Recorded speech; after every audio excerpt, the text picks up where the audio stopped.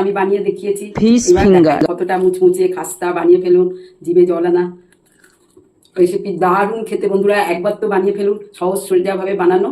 চলুন সঙ্গে থাকুন, করে ফেলুন। সঙ্গে একটুখানি যদি পেঁয়াজ আর একটু কাঁচা লঙ্কা নেন, তাহলে তো সস দিয়ে বানানো, সস ছাড়া তার কোনো কথাই নেই।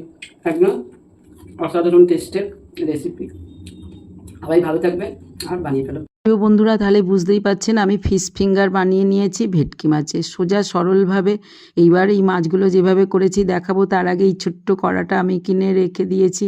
এইগুলোই ভাজাভুজি করতে দারুণ সুবিধা হয় আর অল্প তেল লাগে। চলুন শেষ পর্যন্ত দেখার অনুরোধ রইল। আপনিও কম সময় কম উপকরণে ঘরোয়াভাবে এই রেসিপিগুলো যে কোনো সময় বানিয়ে নিতে পারবেন, বানিয়ে রাখতে পারবেন। চটজলদি রেসিপি, খুব কম খরচে আমি যেগুলো বানাই সেইগুলোই নিয়ে চলে এসেছি। শেষ পর্যন্ত সঙ্গে থাকুন, চলুন দেখিয়ে নিই। প্রথমে আমি ভেটকি মাছের দেখুন পেটিগুলো ফিলে করে কেটে নিয়েছি একদম ঠিক আঙুলের মাপে। চলুন দেখাই। আর একটা পেটি রয়েছে, সেটা আপনাদের দেখিয়ে দিই, তাহলেই বুঝতে পারবেন কিভাবে কেটে নিয়েছি। ইচ্ছা করলে পোনা মাছেরও করতে পারেন।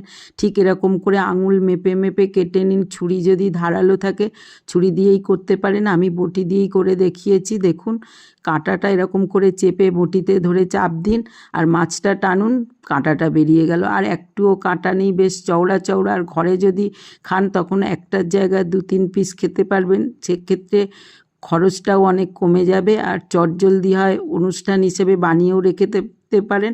আমি এইভাবে সমস্ত পেটিগুলো ঠিক আঙুলের মাপ করে কেটে রেডি করে নিয়েছি আর আমার অনেকগুলোই হয়েছে।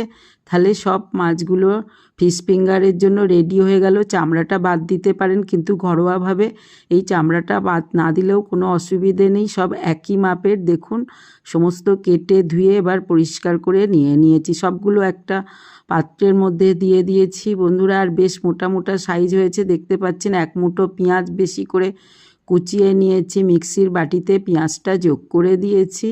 আর দিয়েছি কতগুলো 6-7 কোয়া রসুন, এক মুঠো কাঁচা লঙ্কা, একটু ঝাল ঝাল করেই করব ঘরোয়াভাবে। কিছুটা আদা কুড়ে নিয়ে যোগ করে দিয়েছি।